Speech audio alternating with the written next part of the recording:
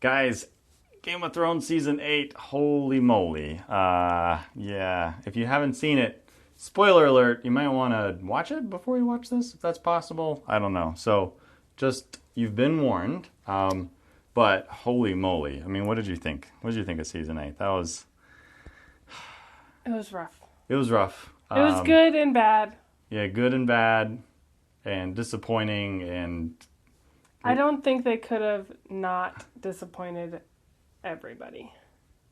I think all of our hearts were too in it. Yeah, that's the thing. Our expectations were way up there, so it's like, it was going to get us. Yeah.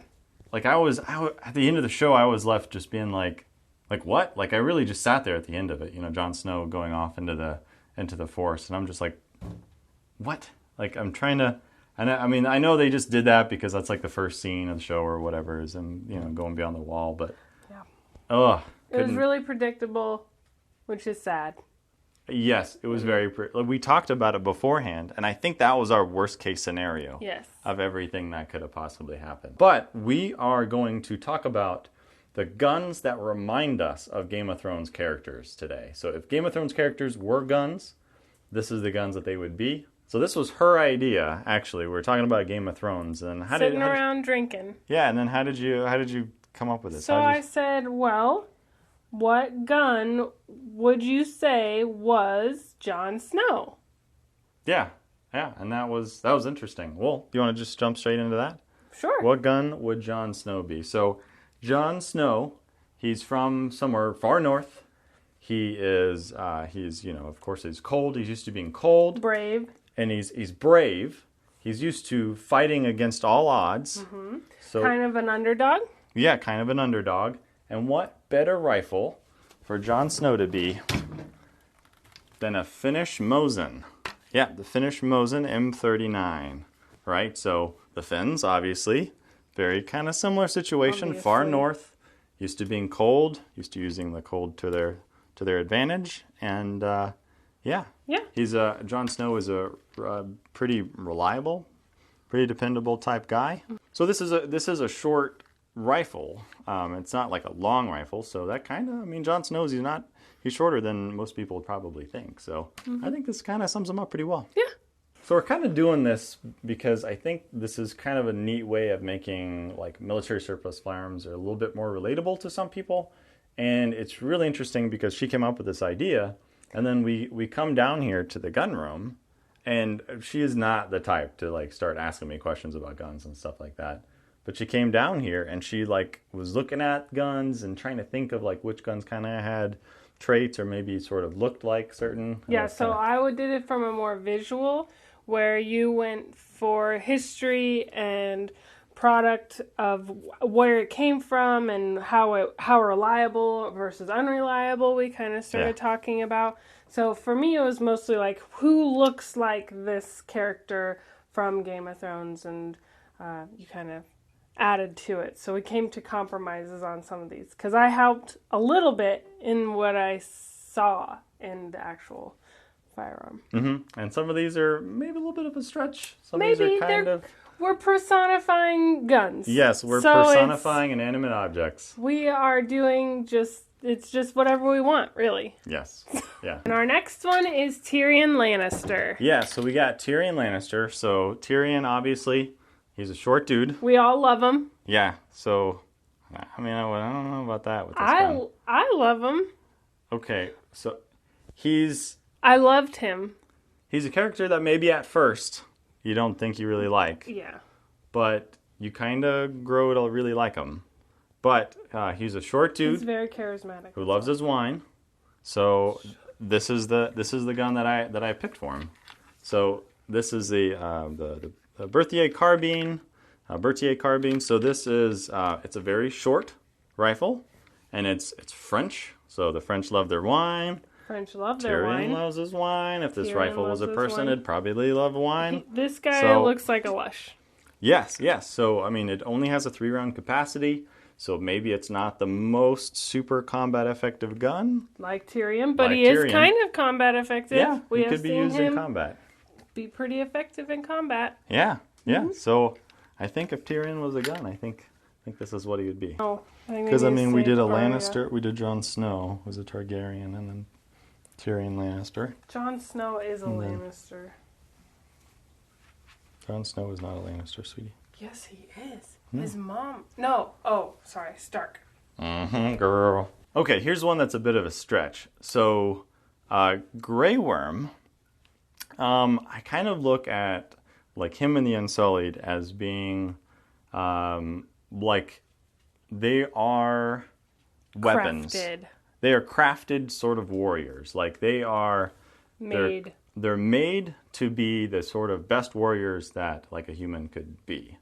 So I was trying to think of a rifle that had been sort of crafted and perfected over many years and many iterations, and that something that is an elegant weapon made for war. Mm-hmm. So what I picked out is the Gewehr 98. So Grey Worm and the Unsullied, their thing is spears, kind of like a semi-phalanx sort of. And the Gewehr 98, it has this super crazy long bayonet, so it kind of turns the gun into a quasi-spear. So this just kind of seemed to be sort of a Grey Worm type of gun, an elegant weapon. Elegant fighter weapon. Look at the curves. Very elegant. Mm-hmm. So I think with Grey Worm was the gun, he'd probably be one of these. Next is Samwell Tarly. Yeah, Samwell. He made it to the end. Mm-hmm. Mm-hmm. And what do we think about him? Well, he's smart. Very smart. Right. Book smart galore. So smart meaning that if a gun was smart, then that means that a gun was well designed, that had a lot of thought put into it. And dependable, obviously reliable. So I came up with the M1917 for Samwell. And the M17 is kind of a bulky gun, really. It's got this pot belly going on. It's kind of a chunky sort of, bulky sort of gun. So I think this fits Samwell pretty well. So it's a reliable gun. So this is a dependable friend for you, you know, in the trenches. And so this is the gun that we think that Samwell would be. Brienne of Tarth. Brienne of Tarth. Sounds better that way. Yeah, for sure. A lot of these names really do sound better with a British accent. Absolutely. Yes. Well, when we came down here to the gun wall and we were looking around, we were like, okay, Brienne. And she was so hard because we just could not find the right one, right? Mm-hmm. Because she's loyal, she's pretty reliable, she's deceptively deadly. Which I feel like seems very deadly just by looking at her. But yeah, I think it's one of those things where probably just sort of looking on the surface, most people maybe wouldn't assume that she's as deadly as she is. But she also, at the same time, looks like a tank. So this gun, I feel like out of all the guns, just looked like her the most. Yep, and that is the Swedish Ljungman rifle.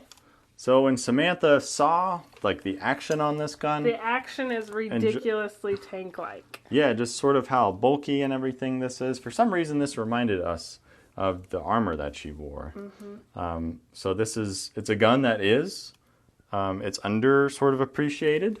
It's more deadly than it really gets credit for. It's better than it probably should get credit for. And I think that it is sort of starting to get an appreciation. And this one is Kinga. What gun do you think Kingston would be? All right, next up is Bronn. This one's a good one. Just Bronn, like his name is just Bronn. Bronn of Bronn. Well, he's something now. Oh, Bronn of... I don't even know. He was given like a kingdom, like the most populous kingdom. A big one. Yeah, just this random... Yeah, just give a mercenary a kingdom. Good job. So Bronn is a sellsword. So he's somebody that will fight for anybody. He'll fight for pretty much anybody that pays him to fight for him. Mm-hmm. Right? Fair. That's fair. So I was trying to think of a gun that would fight for anybody that paid it, right? What's a gun that fought on multiple sides of every sort of war? is and good. yeah, it's a good gun. It's a deadly gun, just like him, and it fought on every side. And kind of popular? Yeah, kind of popular. Yeah. Right? Like the Mauser fought for the Chinese side, both the nationalists and the communists. Yep. Mausers also fought on the German side. Argentinian Mausers, Chilean Mausers, Check it. Spanish, and many, many more. So Mausers are the guns that'll really fight for any side, whatever side will pay for it. So I think that just Mausers in general are the Bronn gun. They're the Bronn rifle. I love it. Next up is Bran Stark. So Bran is he's a smart character, right? Some would say know-it-all. Yes, he's definitely the most know-it-all of all the characters on the show. Mm-hmm. And he also has undergone a lot of character development. So from the very first episode that he was in, all the way until the very last episode. A three-eyed raven and a king. Yeah, so much development has went into him. Yep. So I was trying to think of a rifle that would embody that, and I thought of the Enfield number 4.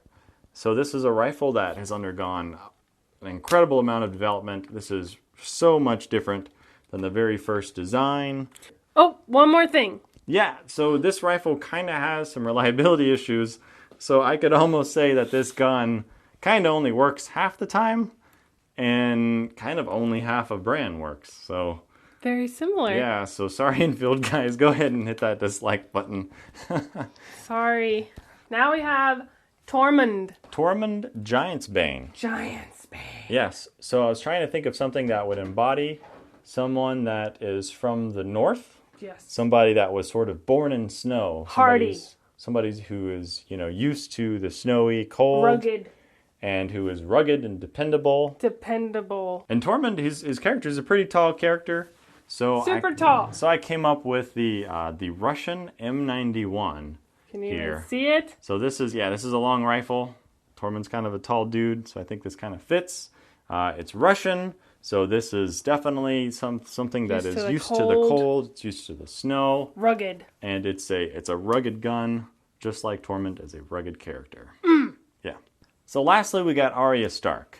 So Arya is she's short. She's a small character, right? Very tiny, compact. She's compact, but deceptively deadly for a compact package. You could say that she's sort of underrated. People would underestimate her deadliness, and an underappreciated sort of fighter. So I was trying to think of a rifle that sort of embodied most of those qualities, and we came up with the Type 38 Japanese Arisaka carbine. So this rifle, of course, it's small, it's compact, tiny. It's deadly, it's reliable. This is sort of the rifle that you would want to take into harm's way if you had to pick one. And it shoots needles. Yeah, so this is a 6.5 cartridge, so it's a pretty skinny cartridge for most of them of the day. So it's skinny, a lot like Needle, her weapon of choice. So we know we missed a lot of characters out there. If you can think of some guns that really embody the spirit of some of the Game of Thrones characters that we missed, like maybe you can think of a really good gun for Jaime, go ahead and comment and let us know your ideas. If you think we're way off the mark with a gun for one of these characters, let us know too. Right. This is a video idea that's all Samantha. Samantha came up with this idea.